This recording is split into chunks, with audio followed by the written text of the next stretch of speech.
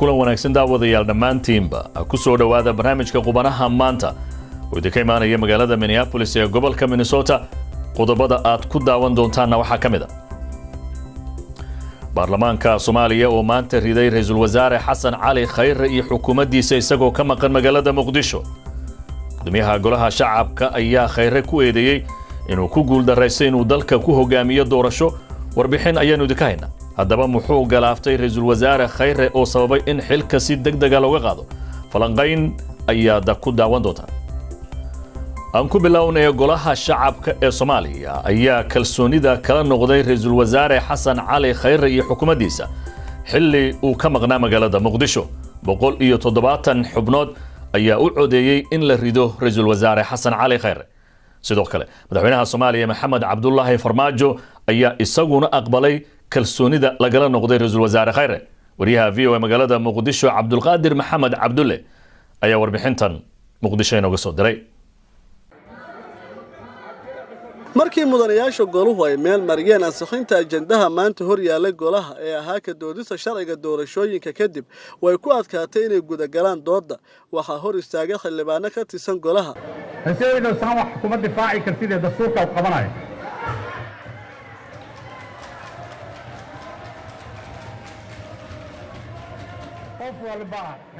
waxay la wareegeen halka uu yaalla codbaahiyaha goluhu ay ku hadlaan.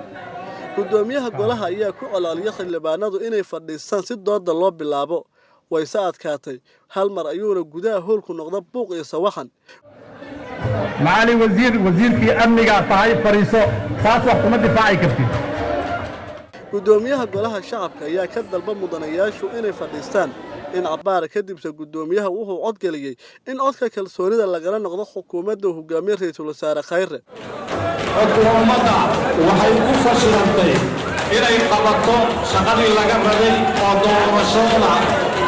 waxaan rabnaa codka kalsoonida kala noqoshada inaan u qaadno in codka wuxuu sheegay gudoomiye Mursal in codka kalsoonida xukuumaddu ay weysay. sidaa daraaddeed guddoonka golaha shacabka wuxuu cod u qaaday kala noqoshada kalsoonida xukuumadda hadda jirta oo ra'iisul wasaare uu yahay Xasan Khayre. baarlamaankana sidaan ayuu u codeeyay. waxaa ogol u codeeyay 170 xildhibaan. waxaa diiday 8 xildhibaan. wax ka aamusay ma laha. sidaa daraaddeed madaxweynaha jamhuuriyadda federaalka Soomaaliya sida uu farayo dastuurka kumeel gaarka ah oo in si degdeg ah u soo magacaaba ra'iisul wasaare iyo xukuumad waddankan gaarsiin karta fulin karta doorasho qof iyo cod ah. wasiirka amniga gudaha shir jaraa'id ku qabtay gudaha xarunta Villa Hargeysa wuxuu sifay sharci darro ku tilmaamay hanaanka codka kalsoonida looga qaaday xukuumadda wasiirka ka yahay. xukuumaddu waa dhacda la dhahay aan mooshin laga keenin oo dastuurka waafaqsaneen aan laga doodin oo xukuumadda marka la eeday in isdifaacin inuu gudoomiyaha maanta waa aragtay aayadaha quraanka marka lagu furo hadalka ugu ku xigay waxay inuu yiraahdo xukuumaddu waa dhacday. marka taas waxaan ogsoonahay in qaran dumis uu yahay gudoomiyaha iyo gudoomiye ku-xigeenka. marka ummadda Soomaaliyeed waxaan dhihi lahaa inay u jeedaan waxaan anaga mar walba xukuumad ahaan aan leenahay aan sheegnay wasaarahana uu sheegay in doorashooyinka waqtigeeda ay ku dhacaan. gudoomiyaha golaha shacabka oo saxaafadda kula hadlay xafiiskiisa kulanka kadib wuxuu faahfaahin ka bixiyay sababta keentay in codka kalsoonida loo qaado xukuumadda uu hogaamiye ra'iisul wasaare Khayre. lagu jiro sida ku cad qodobka 54 sharciga doorashooyinka qaranka. diyaarinta qoondadii dhaqaale ee lagu qaban lahaa doorashada oo aan lagu soo darin miisaaniyadda 2020 markuu dhageystay golaha shacabka ee baarlamaanka federaalka ah warbixintii guddiga madax bannaan doorashooyinka qaranka ay ku cadeeyeen in ay awoodi waayeen soo gudbinta qorshaha qabsoomidda doorashooyinka muddada ku xusan qodobka 13 faqradda 3 sharciga doorashooyinka qaranka isla markaasna ku dhawaaqeen inaysan ku qaban karin doorashada waqtigii loogu talagalay. xilligan Soomaaliya waxay ku jirtaa xaalad kala guura marka loo eego muddada kooban u haray hay'adaha dastuuriga. waxaana aad isha loogu hayaa qabsoomidda doorasho waqtigeeda dhacda loona dhan yahay. cabdulqaadir okey qubanaha VOA muqdisho. madaxweynaha Soomaaliya Maxamed Cabdullaahi Farmaajo ayaa war-saxaafadeed laga soo saaray aqalka madaxtooyada waxa uu ku sheegay inuu ku aqbalay go'aankii golaha baarlamaanka ee kalsooni kala noqoshada ra'iisul wasaare Khayre. madaxweynuhu waxa uu qoraalkiisa ku yiri kala fogaanshaha xukuumadda iyo hay-adda sharci dejinta waa mid wiiqaysa horumarkii la sameeyey si taas loo daba qabtana waxaan go'aansaday inaan tixgeliyo codka golaha shacabka oo ah hay-adda aasaaska u ah qarannimadeenna. ra'iisul wasaare Khayre ayaa noqonaya ra'iisul wasaarihii ugu muddada dheeraa ee Soomaaliya soo mara tan iyo burburkii kadib. haddaba riditaankiisa maxaa sababay oo degdegtan keenay in xilka looga rido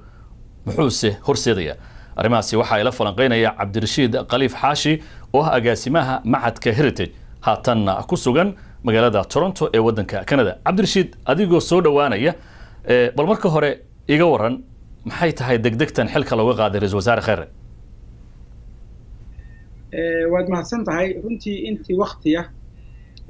waxaa muuqday kala aragti duwaansho badan oo baarlamaanka iyo ku saabsan maamul goboleedyada iyo xataa ra'iisul wasaaraha lana xiriirtay doorashada soo socota ay dadka qaarkiisna arkeen in maxaa la yidhahdaa doorasho haddii tii ay laga sugayay guddiga doorashooyinka oo xildhibaanyari ay madaxda u ahayd haddii la gaari waayey in midii lagu khasbanaado oo la isla ogolaado la galo. baarlamaankana waxaad moodaa inay rabeen in sharcigaas ay ansixiyaan la hirgeliyo. taas marka baarlamaanku ayagoo ka dabaqtamaya bay ra'iisul wasaarihii saaka runtii boobsiiyeen haba noqoto inaan loo marin wadadii la yaqaanay oo ah in jaanis la siiyo uu yimaado oo istifaaco oo la qiimeeyo. madaxweynuhuna dee uu qayb uu ka yahay xilka qaadis oo uu aqbalay go-aanka ay qaateen maxaa la yidhahdaa salaha baarlamaanku. marka un 2020ga doorashadeeda loolan ka jira baa maanta ra'iisul wasaaraha iyo xukuumaddiisa kalaafatay. Cabdirashiid marka la eego Farmaajo iyo Khayre oo dee nimankaas soo wada shaqeeyay ahaa u muuqday niman waqtigooda isla dhamaysan doona weeraro badan oo siyaasadeedna isla galay sida Jawaari oo xilka ka tuureen arrimihii maamul goboleedyada xagee wax ka qaldameen? horta madaxweynuhu saa sheegtay muddo badan buu wuxuu ku faani jiray xukuumaddaada maxaa u qabsamay marka la yiraahdo xukuumad aan iskhilaafin oo madaxweyne iyo ra'iisul wasaare aan isku liqdaarnayn baan hogaaminayaa waa halhays u ahaan jirtay. taas maanta dee ra'iisul wasaarihii oo maqan oo dhusmareeb ku maqan oo in taas loo boobsiiyey waxay muujinaysaa dee arrin weyn oo maaragtay xataa markuu magacaabay wuxuu yidhi ra'iisul wasaare iga fiican baan magacaabay asaguna wasiiro ka fiican buu magacaabahayaa buu yidhi. marka inay hadda maanta ra'iisul wasaarihii waqtigaas saas loo galay waa un arrin ku saabsan sida dalka loo jihaynayo mustaqbalka loo jihaynayo waxay soo wadeen iskuma ay khilaafsaneen si fiican bay u wada wateen. wuxuu eersaday markii u dambeysay buu ninkii asaga xilka labaad siiyey oo dee madaxweynaha ahaa baa ka shakiyey inuu kursigiisa u hanqaltaagay sida xantu ay tahay oo han siyaasadeed oo soo galay mustaqbalka inuu madaxweyne iyo wax ka fikirayay. marka mawaaqiftiisana waa caddiisan waaye marar badan oo wuxuu la jiraa doorasho qof iyo cod golaha wasiirada maruu shiriyey waxbuu sheegay. hadda markuu baydhabo tegey wax kaluu sheegayay. marka xoogaa maxaa la yidhahdaa laba qalbiyeynta uu macnaha banaanka iskeeni waayey oo runtii aan madaxweynaha ku hoos jiri waayey ama ku hoos bixi waayey waxaa dhici karta arrinta keentay in hadda asagoo maqan dee saas xilka looga xayuubiyo inay sabab u tahay. marka xoogaa dee welwelkaasu go-aankiisa caddiisan waaya dhici karta inuu eeday. waay Cabdirashiidow sidaad carabka ku dhufatay Farmaajo taageerayaal fara badan iyo sumcadba waxa uu ku kasbaday wada shaqayntii isaga iyo ka dhaxaysay ra'iisul wasaare Khayre. marka kalsoonidii ay dadka qaar ku qabeen talaabadan ay qaadeen isaga iyo baarlamaanku xilka uu ku waayay Khayre maxay u dhimaysaa sumcadoodii? runtii horta nabad iyo nolol dadkii ahaayo dowladdan inay dalkan barismaad geynayso macnaha ku talagalay runtii way qaracmahayaan oo aad bay u dhibsanayaan. dalkana runtii uma fiicna in hardan siyaasadeed daqiiqadii u dambeysay la galo. bulshada caalamka oo deen cafis laga filahayay oo ra'iisul wasaare Khayre siyaasad ahaan ninkii raba ha ku diiday iyo tiimkiisu way dadaalhayeen deen cafiskii ka shaqeeyaan. bulshada caalamka xoogaa indhaheeda waa buuxiyeen marka runtii kalsoonidii caalamku ay dowladnimada Soomaaliyeed ku qabeen dhaawac way gaarsiinaysaa habkan la isku boobsiinayo oo ninka loo galay maxaa la yiraahdaa dagaalka siyaasadeed oo waqtigan hadda aan loo baahnayn iyo meesha lagu galay laftigeedu xaaladda lagu jiro dowladnimada uma fiicna dhagaha shacabka uma fiicna madaxweynaha iyo ra'iisul wasaaraha labadaba dhaawac way ku tahay oo markii wada jireen bay xoog wada lahaayeen laakiin habkan hadda ay isku lagdeen oo waliba ra'iisul wasaaraha dibirta loogu dhuftay runtii madaxweynaha dhaawac weyn bay gaarsiinaysaa sababtoo waxa weeye awalna incumbent buu ahay Soomaalida incumbentiga ama qofka xilka jooga maba iscaalaan jirin oo marka waqti ka dhamaado ilaa aadan hadda bixinayeen haddana tiimkiisii baa tarar dhex galay hadduu laakiin farsamo iyo xigmad la yimaado oo dowlad midnimo qaran ka shaqeeyo oo tiimkan hadda nabad iyo noolahayo hadda kala boodi isku soo iyagoo hadda kala galbadi isku soo aruursado oo mucaaradka xamar jooga la heshiiyo oo mucaaradka gobolada jooga la heshiiyo oo intaan siyaasadda ku jira waa hal kooxe shaqadii loo idmaday oo shacabka inay u khidmeeyaan oo shabaabka dalkan nabad sidii looga shaqeyn lahaa macnaha qayb ka qaataan ama nabad ku keenaan ama dagaal uga adkaadaan bulshada caalamka kasbadaan hadduu laba kacleeyana waa laba kacleeyay hadday ku qaraxdana ilaa daqiiqad u dambeysay ra'iisul wasaarihiisii dubtay ayadana hadda macnaha madaxweynayaasha ku horeeyay raadkay marayaan laakiin runtii guud ahaan maalin la oran karo waa maalin dee Soomaalida iyo dowladnimada lagu faanfaani karo maahano waya cabdirashiid waxaa jirta in madaxweyne farmaajo iyo maamul goboleedyadu ay dhuusamareeb ku soo wada hadleen heshiisyo hordhaca soo gaareen waxyaabo fara badan halkaasi laga filayay marka arrintan ra'iisul wasaare Khayre xilka laga qaaday wada hadaladii ka socday dhuusamareeb ee ku aadanaa doorashada iyo sida laga yeelayo maxay ku soo kordhinaysaa wallahi horta dee xaalad cusub ay abuurtay xaalad cusub haddii pragmatic la noqdo oo danta laga raaco ilaa ra'iisul wasaarihii xilkii waa laga qaaday baarlamaankii iyo madaxweynihii baa isagoo maqan shaqo ka qabtay waana xalaal caleego hadda xataa raaca reeb ma uu samayn karo wuxuu isaga khasban yahay ama inuu isagoo xanaaqsan yiraahdo suxun baa la yeelay ama uu mustaqbalkiisa ka fakaro dhaho maaragtay waa aqbalay kadibna uu siyaasadiisa hadduu kasii shaqeynaya hadduu ka harayo ka tashado laakiin siyaasiyiinta kalena sidoo kale waa pragmatic ama dantay ka raacayaan waa dhici kartaa markaas in laga tashado war maxaan yeelaa oo dowlad waqti ku meel gaara oo 18 bilood shaqeysa 2 sano shaqeysa oo la isla leeyahay maamul goboleedku wax ku leeyihiin baarlamaanku wax ku leeyahay mucaaradka xamar jooga wax ku leeyahay madaxweynuhu wax ku leeyahay oo shaqo rasmi ah qaban karta ma sameynaa waa wada la mari karo laakiin aan fududayn sababtoo dad badan baa barnaamij farmaajo in laba xarag isugu xirmaan oo 3 sano u arkay inuu aad u wareeriyay oo hadda inay laba intay ugu sii daraan oo ku xidideysto kolba kaclay aan rabin oo siyaasiyiina qaarna waa dhici kartaa danta inay ka raacaan oo dhahaan haye asna uu xoogaa soo miirsado oo dhaho waxaan isku darsanno hore ha loo socdo marka waxay ku xiran tahay sida banooniga loo ciyaaro ama waa lagu cirbin karaa oo inuu suu hoobto oo sii fashilmaan oo ra'iisul wasaarihiisii iyo wasiiradii maanta hadlayay oo islow iyo raggii xanaaqsanaa waa lagu sii kicin karaa maamul goboleedyada dhihi kara waa u jeednay saan filin u noqday hadday rabaana dantay ka raaci karaan waxay dhihi karaan ninka khayraha waana daayay ra'iisul wasaare aan ka qaadanayna ra'iisul wasaare bay ka qaadan karaan xukuumad la isla leeyahay la dhisan karaa shaqo la isla ogyahay lagu heshiin karaa marka waxay ku xiran tahay siday farsamada u cayaaraan Soomaaliduna wax isku dayayaan kuma xuma iyo inay siyaasadda hadba turka baandeeyaan inay iska daba kalaabtaan oo macnaha heeriyada iska cunaan hadda sida Khayre la yeelana waa yaqaanaan marka ayagan ka warsugaynaa waya haddii aad odorosto dabcan siyaasadda Soomaaliya aad baad u rogrogtaa talaabadan la qaaday madaxweyne farmaajo ma u sahlaysaa in uu muddada kororsado oo dhowr sano oo kale uu xilka sii hayo mise waxaa dhici karta in xilligii doorashada loogu talagalay ama waqtiba ha lagu dare in horta baarlamaankan xil uma kordhin karaan baarlamaanka waqtiga ka dhamaaday waxay hadda Khayrena xilka uga qaadeen lana dig iyo hamleeyihiin waqti in loogu daray rabaan 2 sano inay ku darsadaan bay rabaan ama xaq qirtaan oo afka ka qirtaan ama iska qiran farmaajo marka baarlamaanka wax ma tari karo ninkan dhaawacay maanta ninkan ay dileen oo xilka ka qaadeen oo daldalaada siyaasadeed ku sameeyeen xukuumadda ay ku sameeyeen laftigooda dhaawac badan baa soo gaaray oo boobsinta ay boobsiyeen iyo waqtiga aan loo baahnayn oo xukuumadda iyo shaqana waday waqti dadka la isku soo aruurinayay hadda waxay keeneen wareer kala soo kordhiyeen marka asaga wax uma kordhin karto mustaqbalka siyaasadeed wuxuu ku xiran yahay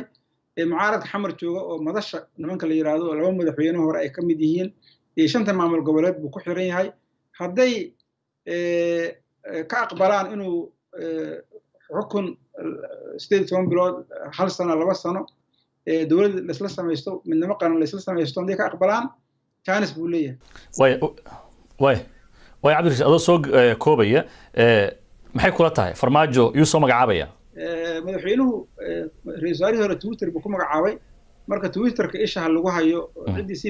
haysatana Twitterka oo sii marsiiso laakiin anigu ma aqaan saan ka warsugayna cid aad isleedahay qofka noocaas ah sharaxan oo la sii diyaarinayay ma wax fikrada kama haysto mana runtii ma ogi xaweerata fikrada kama haysto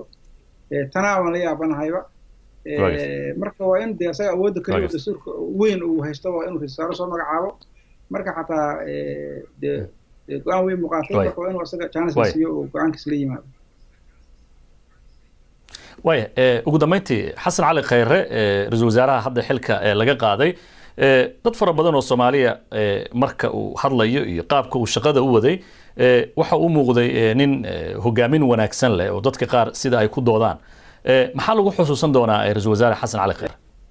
walahi xasan cali khayre anigu weligii ma arag inkastoo xabar aan ku wada noolahay weligii ismaan arag marka shakhsiyan runtii ma aqaano laakiin dadka siyaasadda kula jira iyo xildhibaanadii iyo wasiiradiisa iyo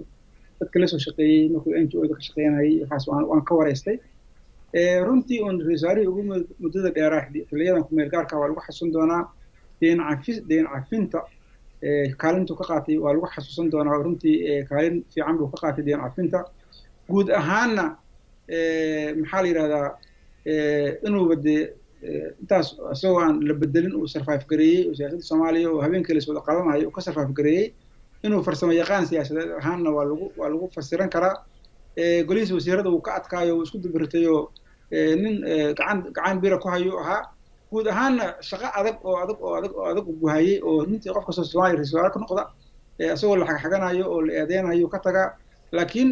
waxyaabo badan bay qabteen wax ka fiican way qaban kareen marka taariikhda iyo waa in dhalinyarada waxa dhici karta inay tahay bloggiisa siyaasadeed oo chance kale iska dhexi karta